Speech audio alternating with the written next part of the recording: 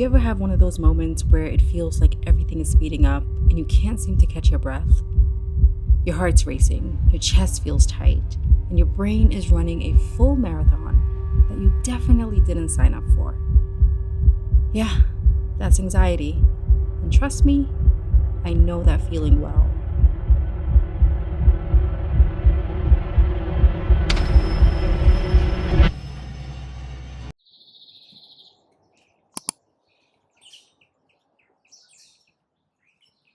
Anxiety has this way of showing up unannounced, like when you're about to speak up in a meeting or just sitting at your desk, minding your business. It doesn't always make sense, but in that moment, it feels so real, like your body is in full on survival mode, even when there's no actual danger. Lately, I've been paying more attention to when anxiety sneaks in, like when I wake up already feeling behind, or when one small thing snowballs into a full blown spiral. It's like my brain is bracing for impact, but there's nothing to crash into.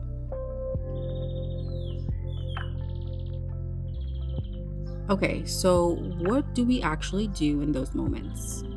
Because honestly, someone saying, just relax, or stop overthinking when you're spiraling is about as helpful as telling a storm to calm down while you're standing in the middle of it. It sounds nice in theory, but in practice, not so much.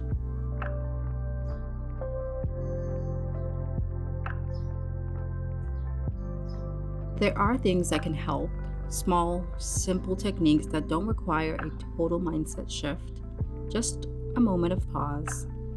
So, these are a few that I've been using to bring myself back to the present when anxiety hits. The first technique is the 369 breathing method.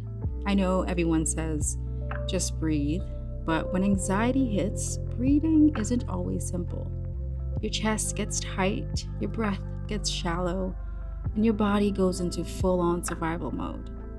That's where this method comes in.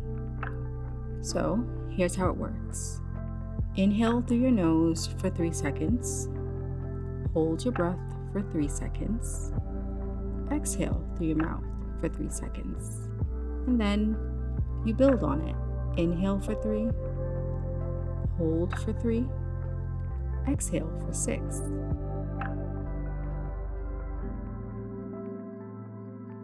Inhale for 6, hold for 6, exhale for 6.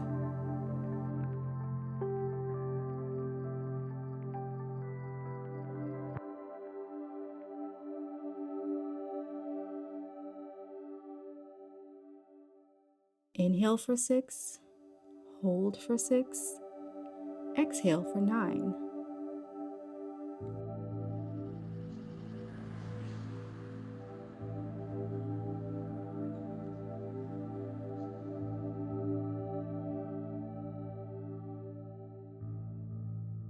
Inhale for 9, hold for 9, exhale for 9. Inhale for 9, hold for 9, exhale for 12. And then you start over. So, what's powerful about this practice is the longer exhale. It taps into your parasympathetic nervous system, your body's natural calming response. Think of it like your internal chill out switch.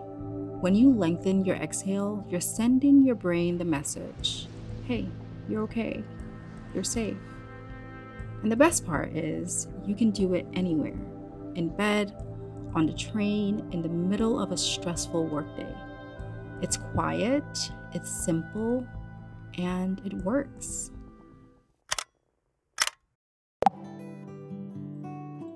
The second technique is grounding, the 5-4-3-2-1 method. Sometimes anxiety feels like getting trapped in your own mind, like your thoughts are racing 10 steps ahead of your body. Grounding helps you pause and come back to the moment. So, here's the method: find 5 things you can see,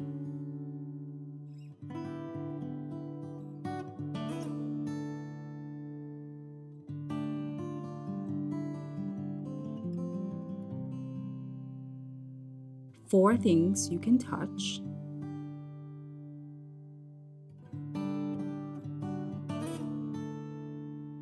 3 things you can hear,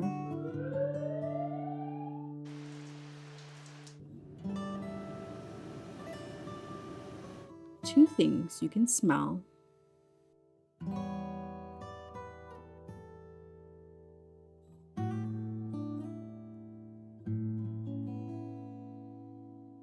and 1 thing you can taste. It might seem basic, but it's powerful because it gently shifts your awareness from whatever's happening in your mind to what's happening around you. It brings you into your senses and into the now. The third technique is called progressive muscle relaxation. So we know that anxiety lives in the body. It shows up as tight shoulders, clenched jaws, stiff necks. We hold tension without even realizing it. Progressive muscle relaxation helps you release that tension intentionally. Here's how. Start at your shoulders, shrug them up tightly, hold for a few seconds, and then release. Move down to your arms, your stomach, your legs, all the way to your toes, one area at a time. With every release, you're sending a message to your nervous system that says, hey, you can let go now. This practice gives your body permission to soften, especially if you're someone who stays on all the time. It's like gently exhaling all the buildup pressure you didn't even know you were carrying. The next technique is passive progressive relaxation. If active tension and release feels too intense, this more gentle version might be just what you need. Instead of tightening your muscles, simply notice where you're holding tension. Bring your awareness to those areas and imagine a soft wave of relaxation flowing through them. Picture warmth or light slowly washing over you. From your toes to your forehead, let each breath melt away the tightness piece by piece. It's subtle, but don't underestimate it. Sometimes just noticing where you're holding stress is the first step to releasing it. When anxiety builds up, your body doesn't just feel it, it holds it in your shoulders, in your jaw, even in your hips and chest.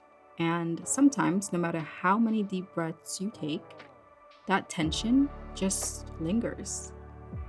That's when movement, intentional movement, comes in. One practice I've been exploring lately is something called somatic shaking, also known as therapeutic shaking. And yes, at first it might feel a little awkward, but trust me, it's worth trying. Find a safe, comfortable space where you can move freely. Start small, shake out your hands, bounce your knees, roll your shoulders. Let the movement build naturally.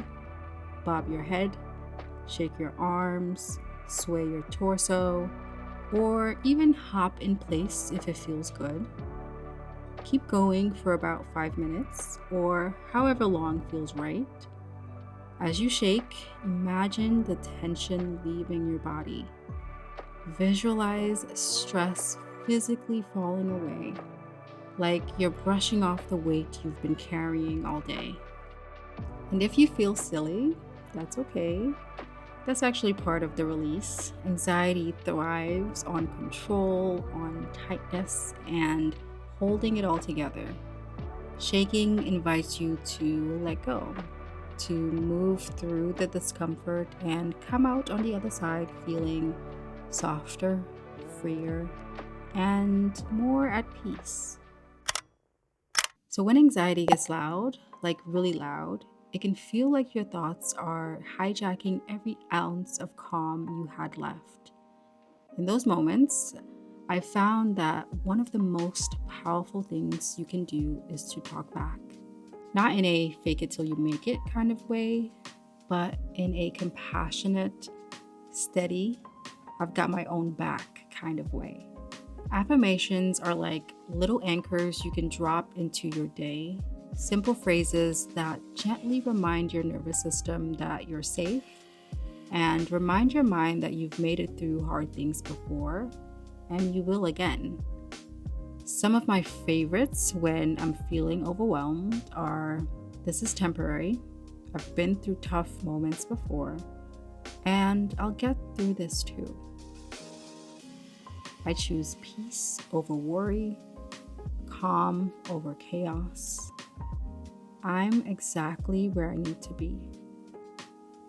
Things have always worked out for me in the past. In similar situations, I've always found a way through. The more you say them, the more your mind starts to believe them, because your brain listens to what you tell it. And if you're going to be listening to a voice all day, why not make it one that's kind? The goal isn't to erase the anxiety, it's to remind yourself that even in the middle of it, you are still in control of how you respond. And sometimes a single steady phrase can be the thread that pulls you back to center. So here's what I've learned. Managing anxiety isn't about never feeling it again.